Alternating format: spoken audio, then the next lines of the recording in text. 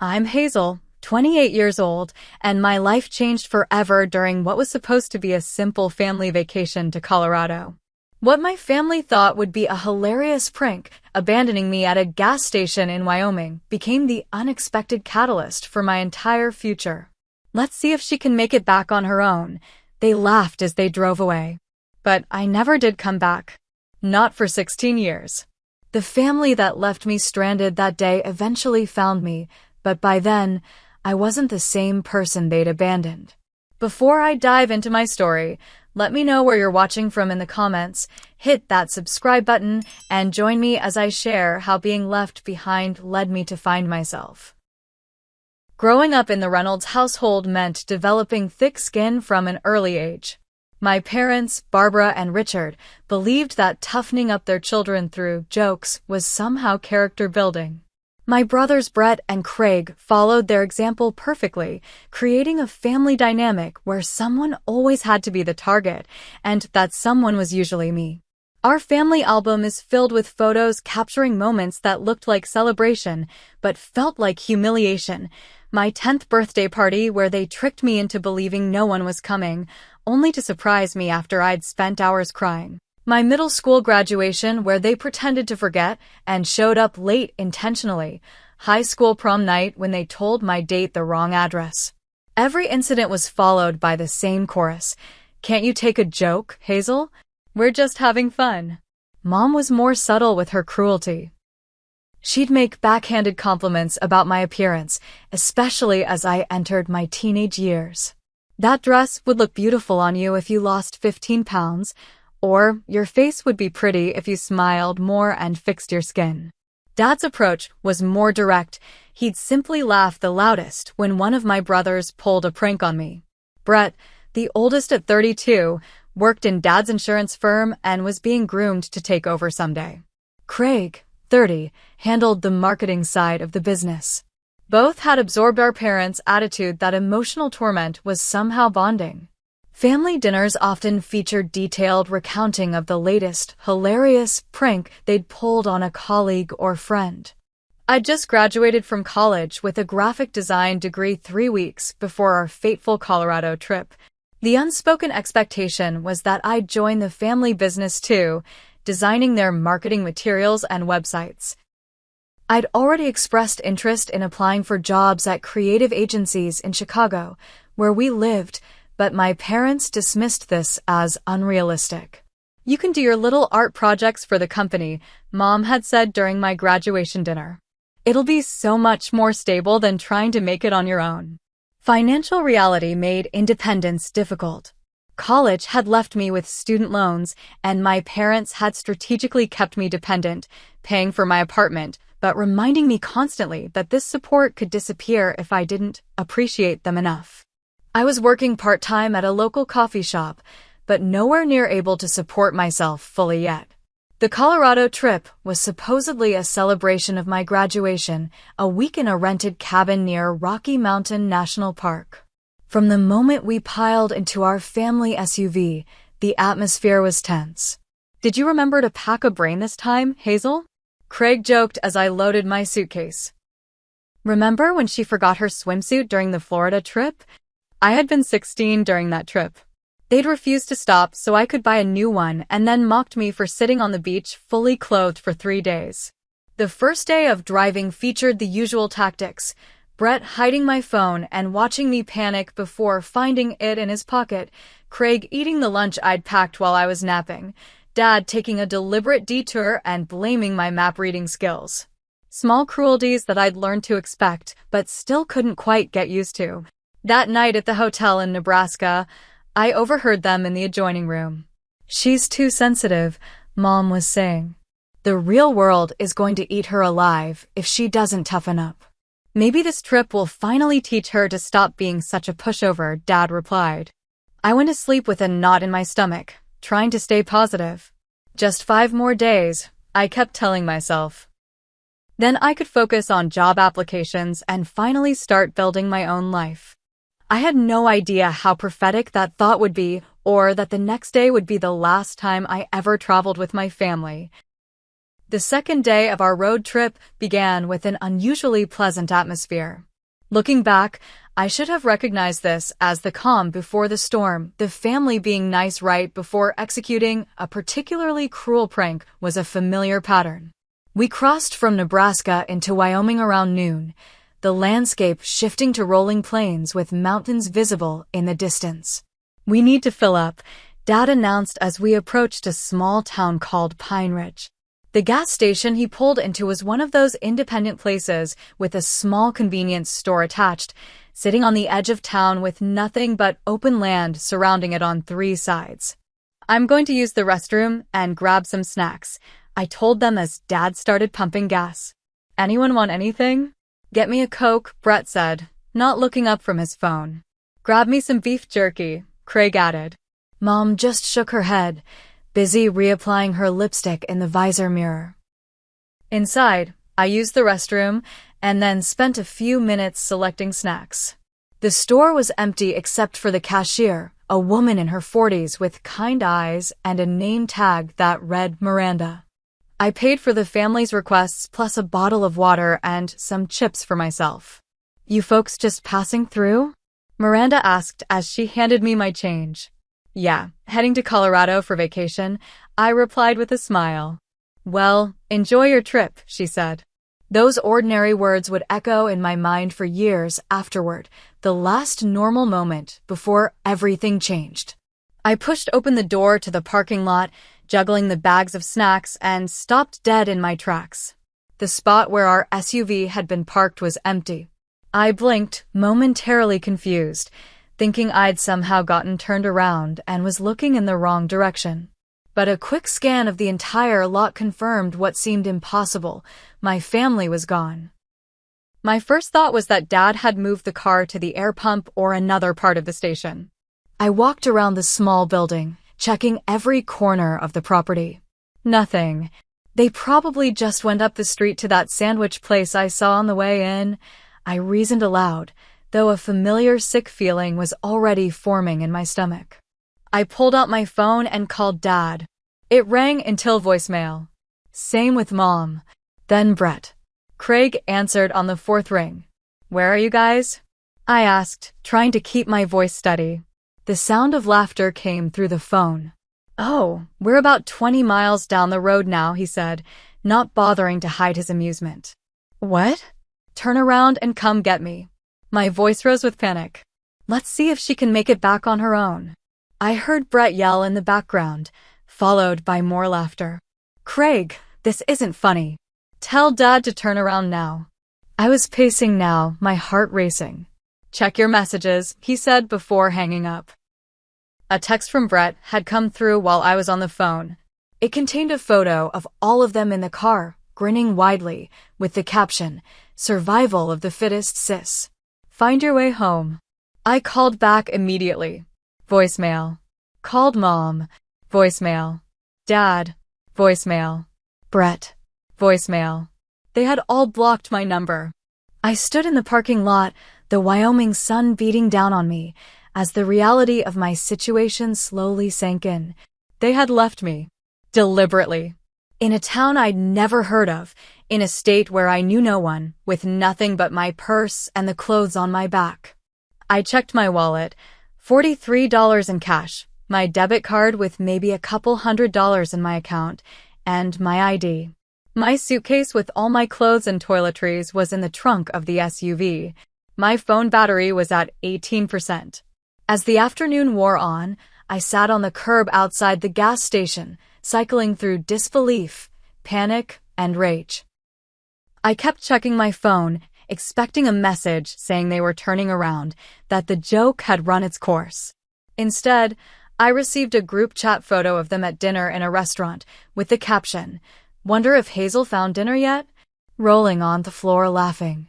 Miranda approached me cautiously as she was ending her shift. "Honey, you've been sitting here for 3 hours. Are you okay?" The simple question broke the dam. Through tears, I explained my situation. "Your family left you here?" "On purpose."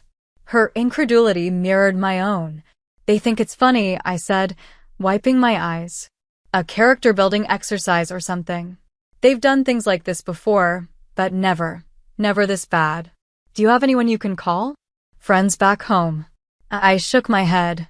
My closest friend moved to California last month. I don't know anyone who could drive all the way out here. The isolation that my family had cultivated around me subtly discouraging close friendships, making me dependent on them, had never been more apparent. Night was falling, the temperature dropping with the sun.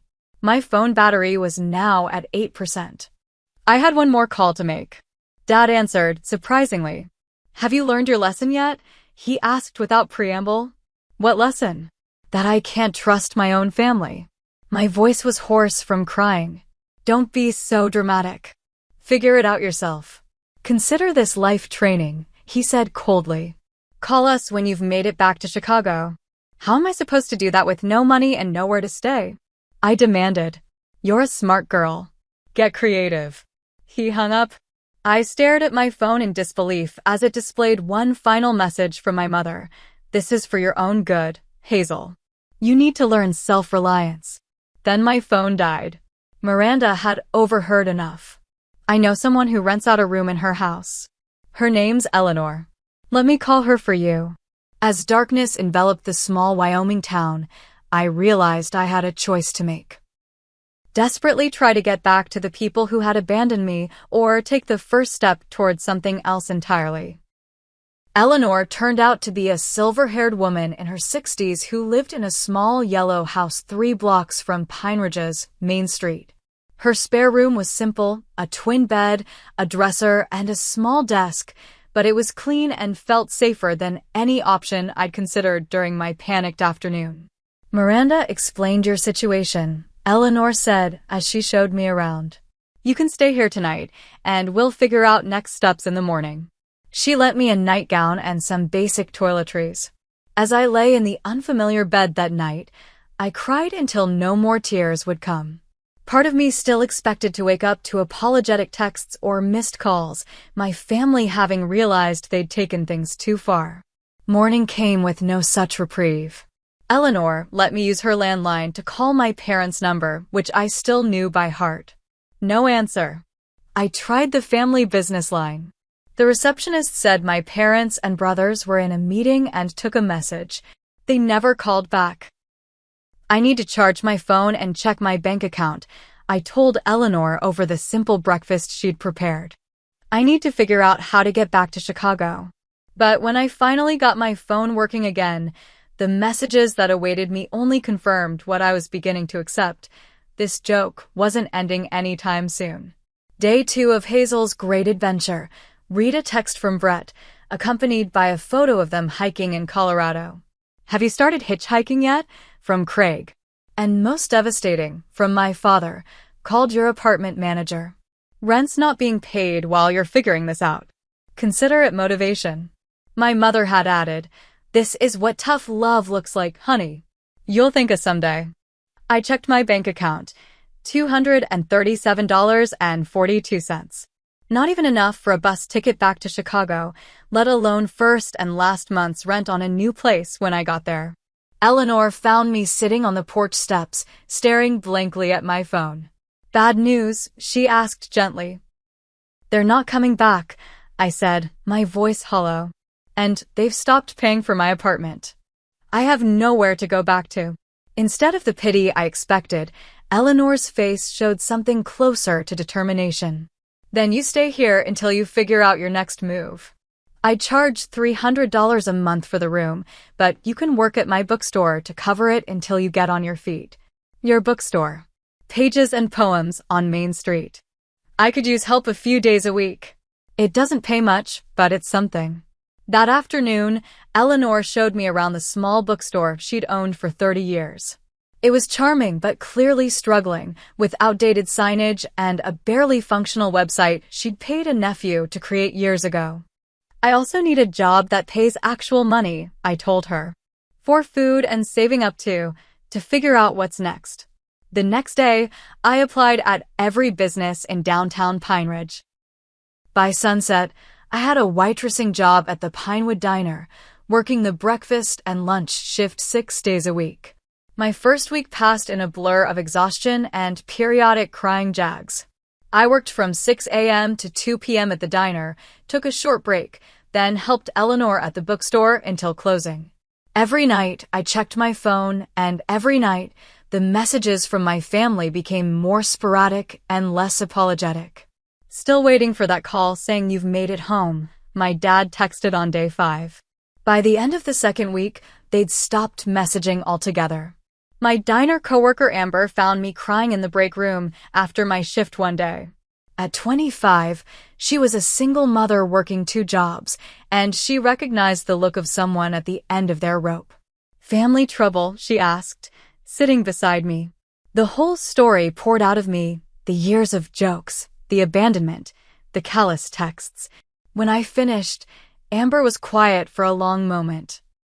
Then she said something that changed my perspective entirely. "Sounds like they did you a favor by leaving you here." "What?" "Those aren't pranks, Hazel. That's abuse. And now you have a chance to build a life without it." That night, I made a decision. I wasn't going to desperately scramble to get back to Chicago.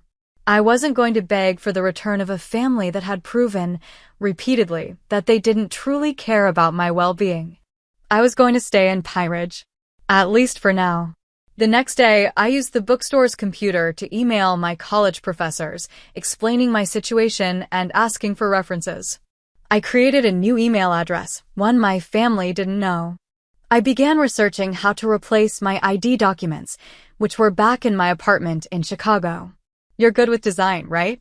Eleanor asked me one evening as we were closing up. The store could use new flyers and maybe some social media help. It was the first chance I'd had to use my degree since graduating.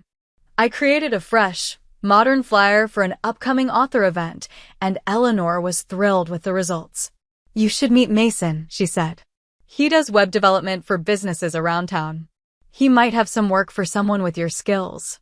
Mason turned out to be a bearded 30-something who worked remotely for tech companies while living in the small town for its low cost of living and outdoor access. He took one look at my portfolio from college and nodded approvingly. "I could use someone to handle the visual side of some client projects," he said. "I'm terrible at anything requiring artistic talent. Want to learn some coding while you're at it? Might make you more marketable." For the first time since being abandoned, I felt a glimmer of hope, not just for survival, but for building something meaningful. My family had thrown me away, expecting me to come crawling back. Instead, I was finding my footing on my own terms. As my first month in Pine Ridge came to a close, I received a final text from my mother. "This silence is very immature, Hazel. Call us when you've grown up." I blocked their numbers, one by one, and turned my focus toward the future. The downtown of Pine Ridge consisted of just 4 blocks of businesses, with the Pinewood Diner anchoring one end and Pages and Poems bookstore near the other. Between my shifts at both places, I quickly became a familiar face to the locals.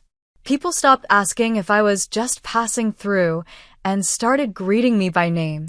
"Morning, Hazel," became a regular chorus as I hurried down Main Street from the diner to the bookstore. Eleanor's bookstore website was my first real project. Working evenings with Mason's guidance, I rebuilt it from scratch, adding an online ordering system and a clean, modern design that highlighted upcoming events and local author spotlights. "This is incredible," Eleanor said when I revealed the finished site. "Business is up 15% since you put those event posters in the window, and this will help even more." Mason was equally impressed. "You've got a natural talent for UI design," he told me after our 3rd coding session.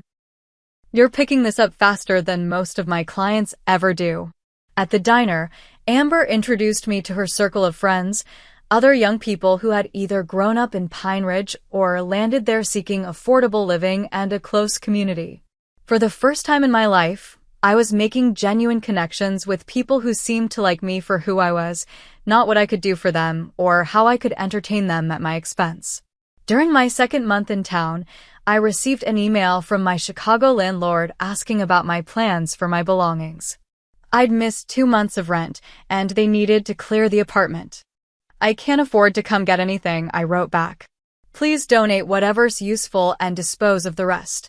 It was a painful email to send, surrendering the physical remnants of my previous life, but also strangely liberating. The possessions my family had given me over the years had always come with strings attached, with reminders of how grateful I should be.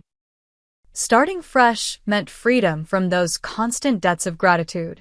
Mason connected me with a small business owner in a neighboring town who needed logo design and marketing materials.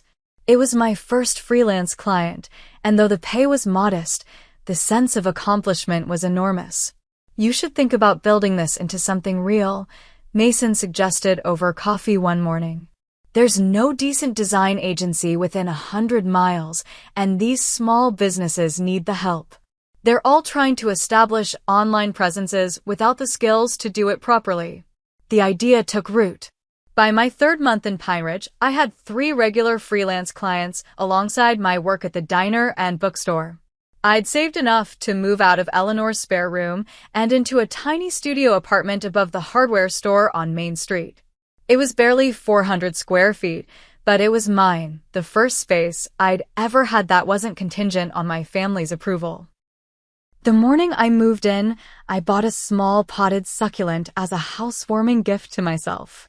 "This is the first day of your new life," I told myself as I placed it on the windowsill. No more looking back.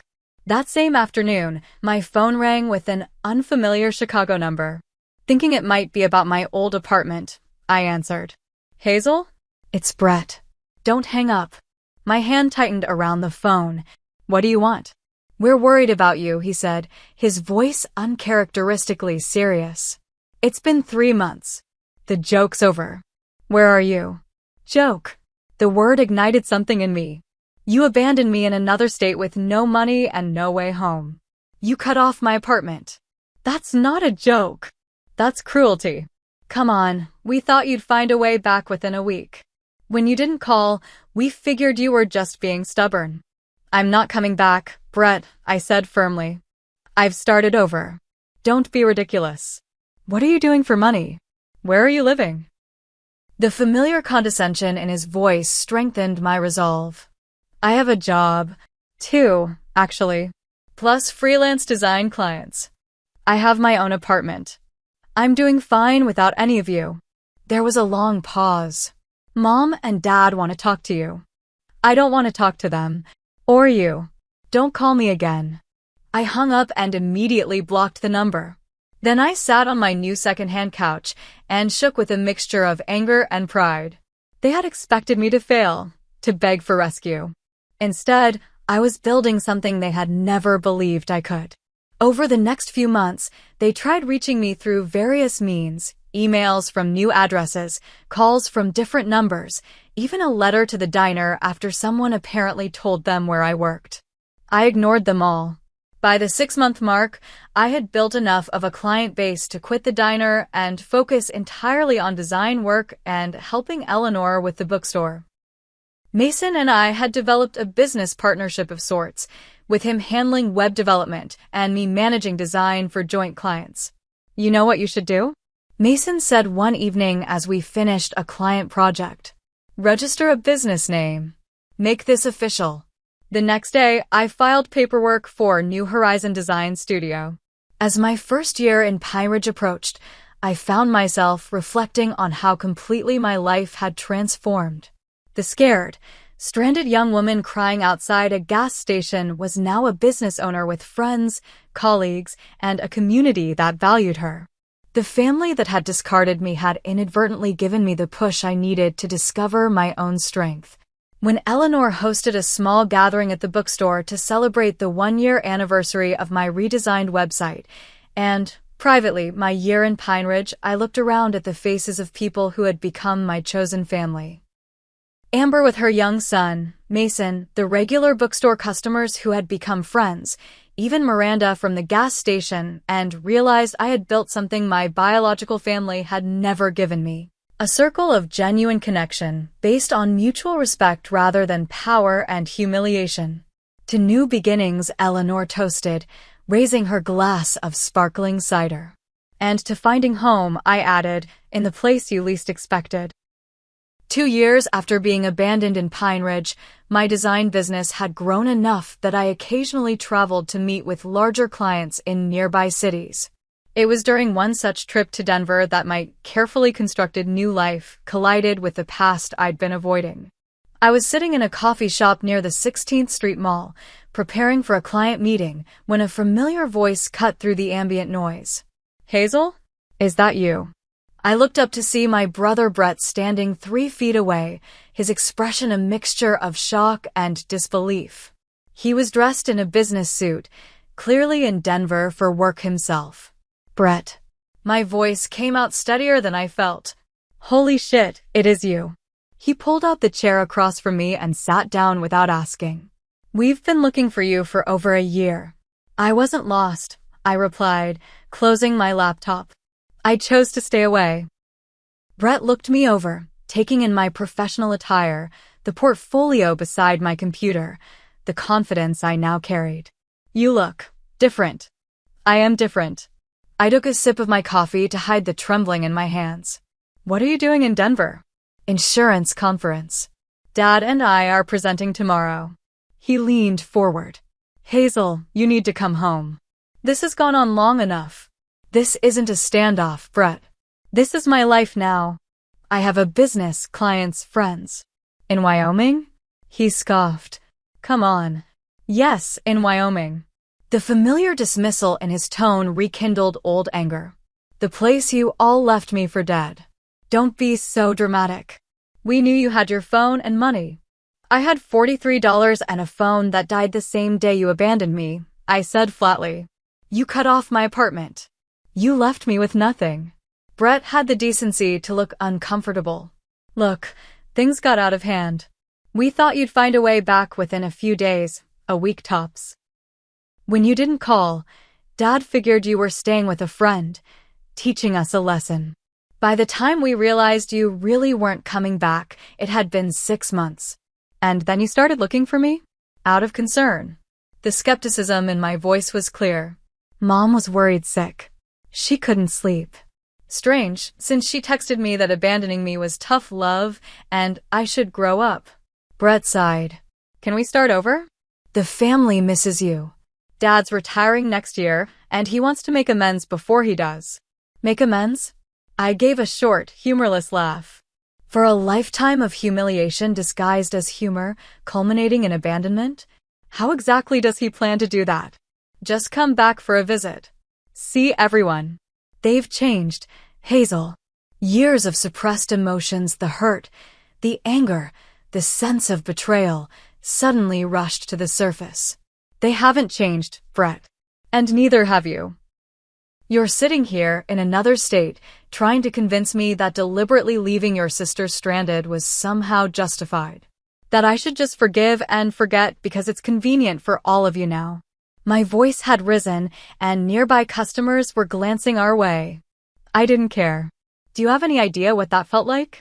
To stand in that parking lot realizing my family had decided I was disposable? To see those texts laughing about whether I'd found dinner while I was panicking about where I would sleep? Brett's expression hardened. "Keep your voice down. You're making a scene." "A scene? That's what you're worried about." I stood up, gathering my things. "This conversation is over." Brett grabbed my wrist. "You don't get to walk away. The family has been worried sick. Do you know what people think happened to you? There are rumors you had a breakdown, that you're living on the streets. Is that what you want people to think?" I yanked my arm free. "I don't care what people think. I care about building a life where I'm not constantly belittled and manipulated by the people who are supposed to love me." "You always were too sensitive," Brett snapped, his friendly facade crumbling. "This is why we had to toughen you up. You fall apart at the slightest criticism." "Criticism?" I was nearly shouting now.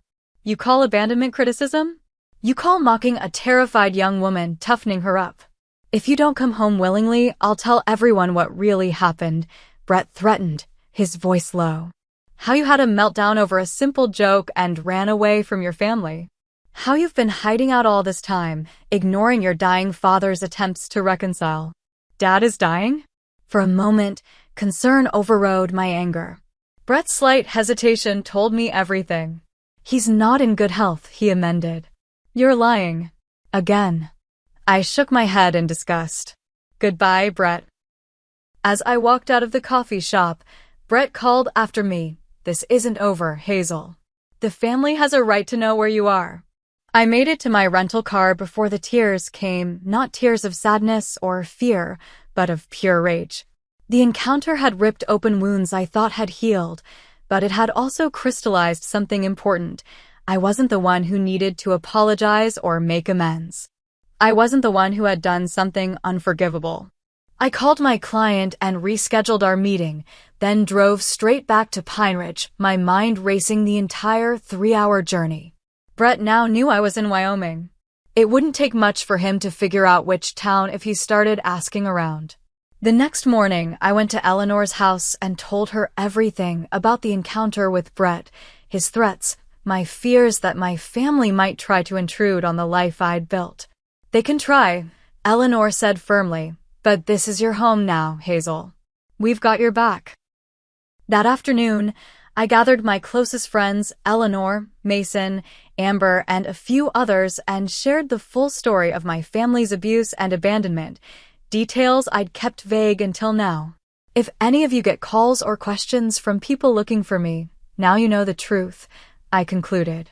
These people sound toxic as hell, Amber said, squeezing my hand. We won't let them near you if you don't want to see them. Their support strengthened my resolve. I returned to my apartment and wrote a long email to my parents and brothers, the first contact I'd initiated in 2 years. I'm safe and successful, I wrote. I have built a life without your cruelty and manipulation. I do not want reconciliation. I do not want contact. Any attempt to force yourselves back into my life will be met with legal action. This is not negotiable. I hit send, then blocked their email addresses once more. That night, lying awake in my apartment, I realized that the encounter with Brett, painful as it had been, had given me something valuable: certainty. There was no doubt left, no lingering question of whether I had overreacted or whether my family might have changed. They were exactly who they had always been. And so was I, except now I was stronger. Strong enough to walk away from toxicity, even when it came from the people who were supposed to love me most. Strong enough to build a life on my own terms. The next morning, I woke up with a sense of clarity I hadn't felt since the day I was abandoned. I opened my laptop and began designing a new logo for New Horizon Design Studio, one that symbolized not just a business, but a personal transformation.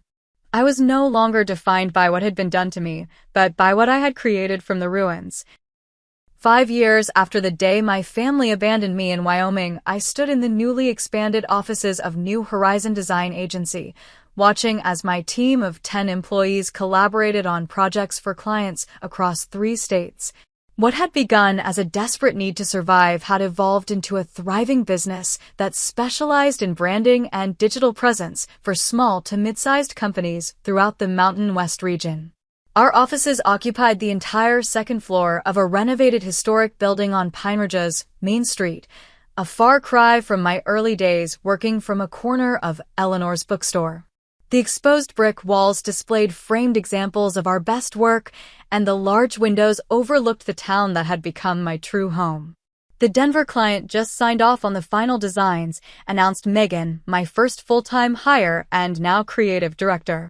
They want to talk about Phase 2 next month. That's our 3rd major contract this quarter, I replied, unable to keep the pride from my voice. Schedule the meeting and let's start brainstorming expanded services we can offer them. My phone buzzed with a text from Sam, the community college professor I'd been dating for the past 2 years. We'd met when he came into Pages and Poems looking for books on local history for a course he was teaching. Eleanor had introduced us, and after months of friendly conversations that gradually deepened into something more, we'd become inseparable. Dinner at 7? I'm cooking that pasta you like, his message read. Can't wait. Bringing dessert, I replied.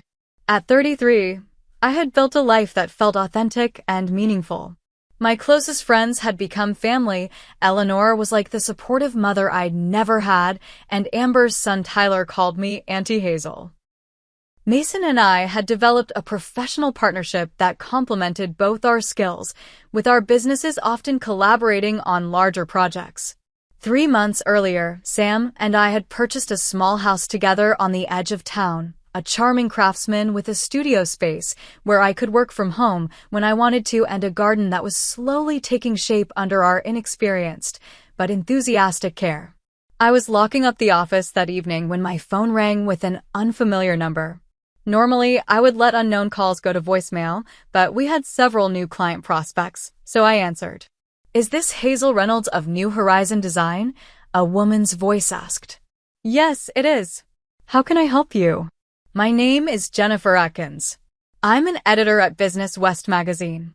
We're doing a feature on women entrepreneurs who've built successful businesses in unexpected places. Your agency was recommended to us multiple times during our research." The interview she requested led to a 4-page spread in the magazine 3 months later, featuring photos of our office, my team, and me standing confidently in front of the business I'd built from nothing. The article told the story of a young designer who had moved to a small Wyoming town and identified an unmet need for professional design services in rural communities. I had shared only the broad strokes of my journey with the magazine, omitting the abandonment and family estrangement. Those details belonged to me, not to public consumption.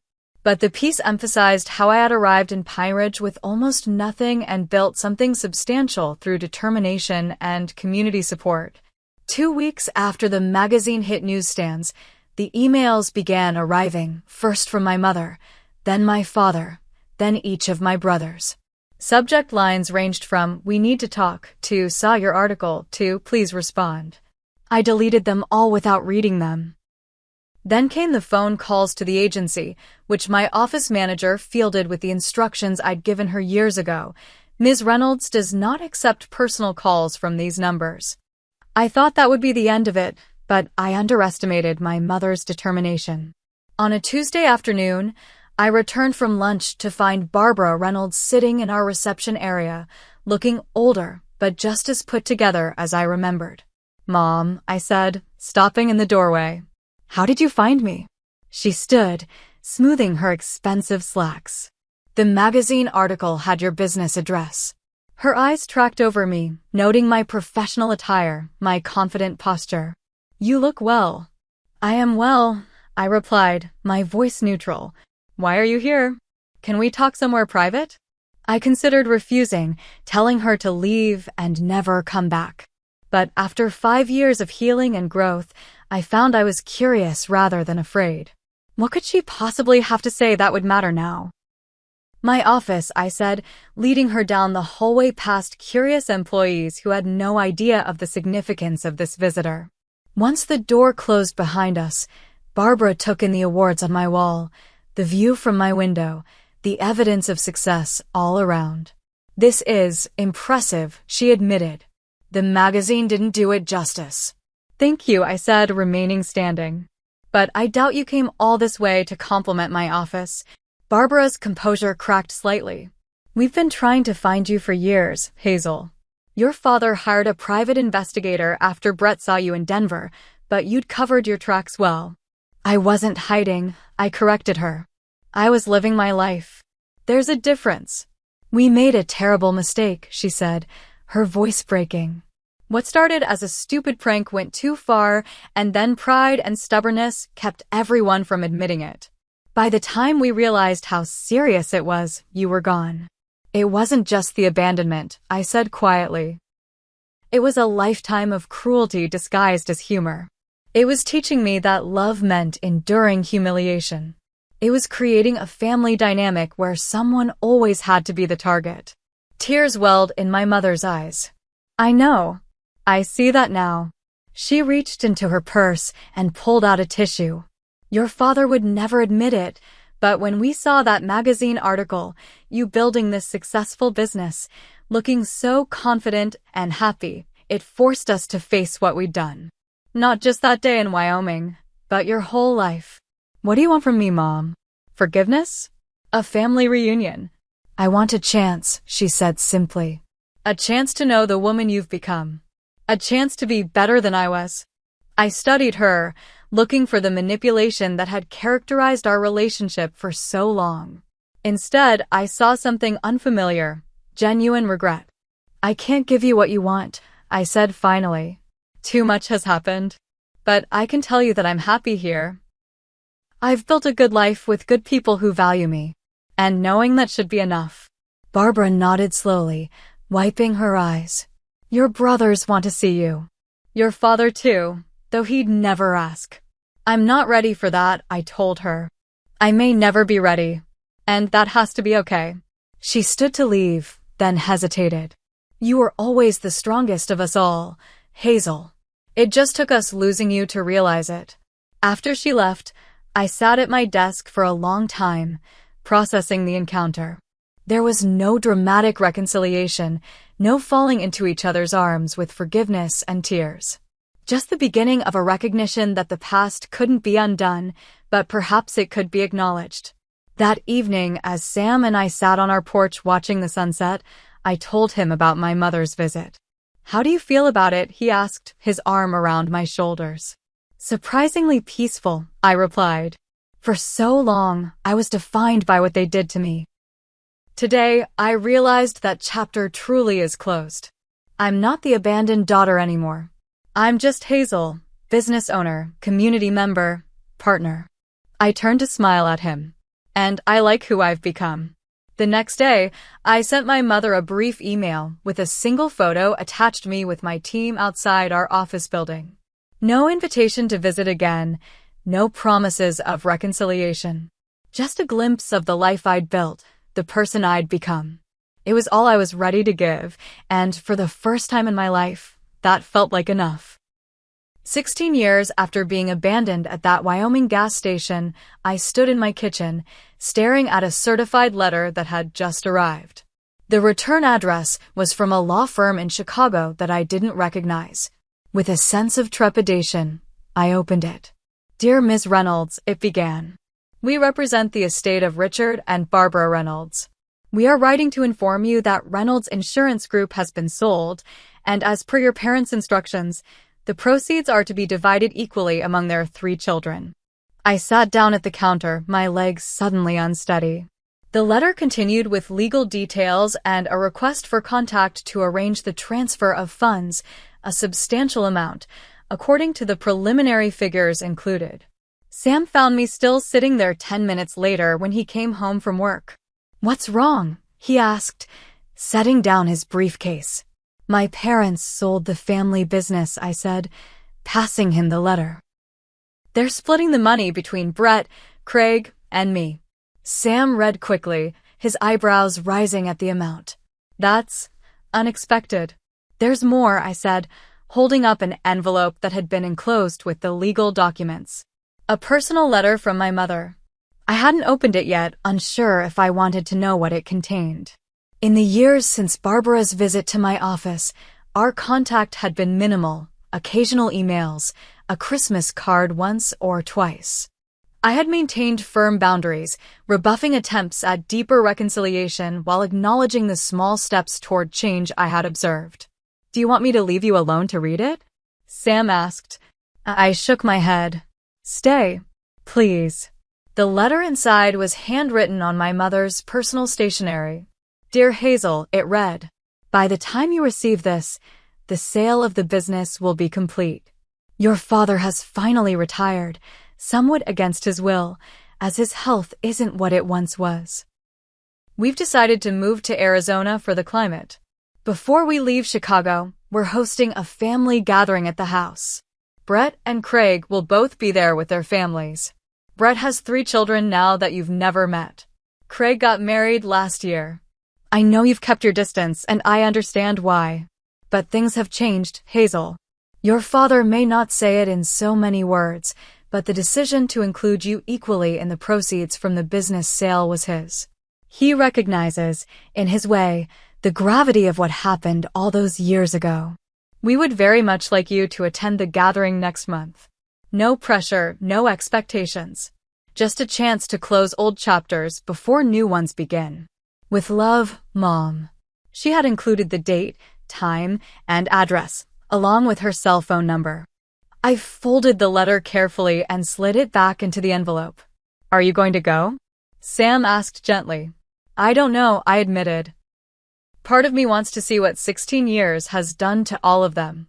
Another part thinks it's better to leave the past in the past. Over the next few days, I found myself thinking about the invitation constantly.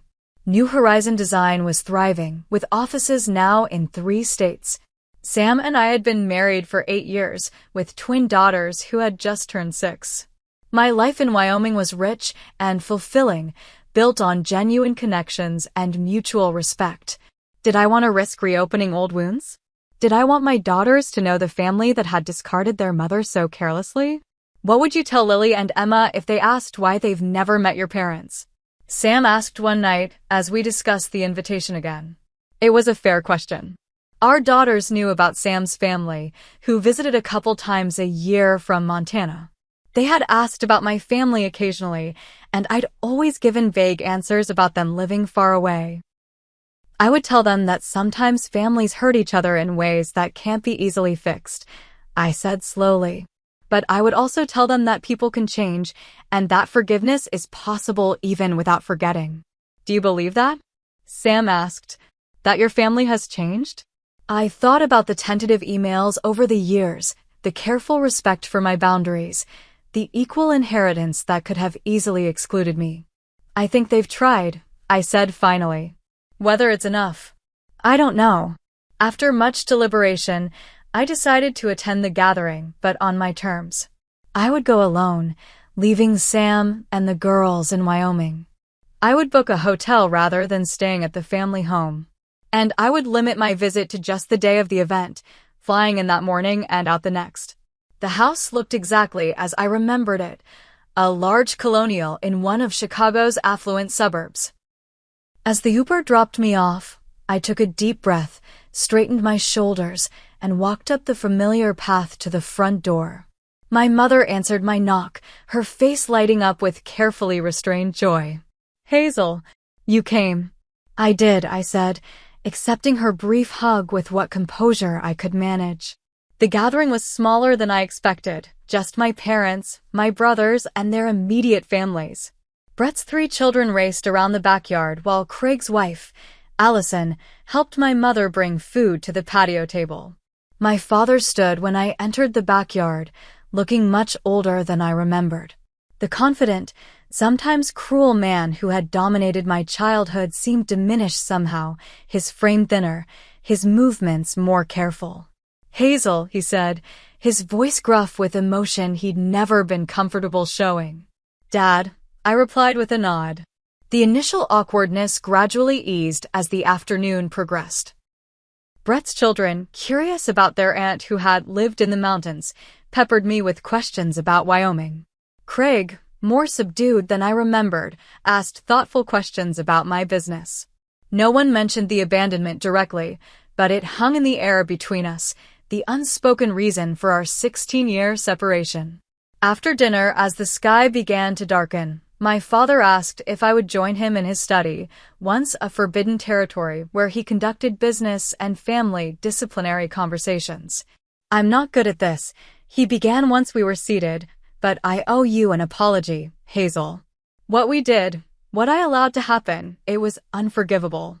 I studied him, this man who had shaped so much of my early life through fear and criticism. "Why did you do it?" I asked, the question that had haunted me for years. He was quiet for a long moment. "My father was cruel to me," he said finally. "He called it toughening me up." I thought that's what fathers did. What families did. It wasn't until you were gone, really gone, that I began to see how wrong it was. It wasn't a complete answer, and it certainly wasn't a sufficient excuse. But it was honest in a way my father had never been with me before. "I built a good life," I told him. "Despite everything." "I know," he said, nodding. "I've followed your company online. You've done well for yourself. Better than any of us expected." "That was part of the problem," I said quietly. "Your expectations. They were always about what I couldn't do, never what I could." He looked down at his hands. "I was wrong. About many things. It wasn't the emotional reconciliation scene from a movie. There were no tears or dramatic embraces. Just a quiet acknowledgement between two adults that mistakes had been made, harm had been done, and lessons had been learned. When I left Chicago the next day, I didn't know if I would ever return. I didn't know if the tentative connections reestablished over that brief visit would grow or wither. But I knew that I had faced my past without being diminished by it, that I had shown my family not just that I had survived without them, but that I had thrived. Back in Wyoming, as Sam and the girls welcomed me home with hugs and questions about my trip, I felt a sense of completion. The abandoned young woman at the gas station had completed her journey, not by finding her way back to those who had discarded her, but by creating a life so full and rich that she could face them as an equal, undiminished by their past cruelty. That night, after the girls were asleep, Sam and I sat on our back deck, looking at the stars visible in the clear Wyoming sky. "Did you find what you were looking for?" he asked. "I think so," I replied. Not forgiveness, exactly. But closure. The understanding that what happened shaped me but doesn't define me anymore. I thought about all the ways my life had changed since that day 16 years ago, the business I'd built, the family I'd created, the community I'd joined.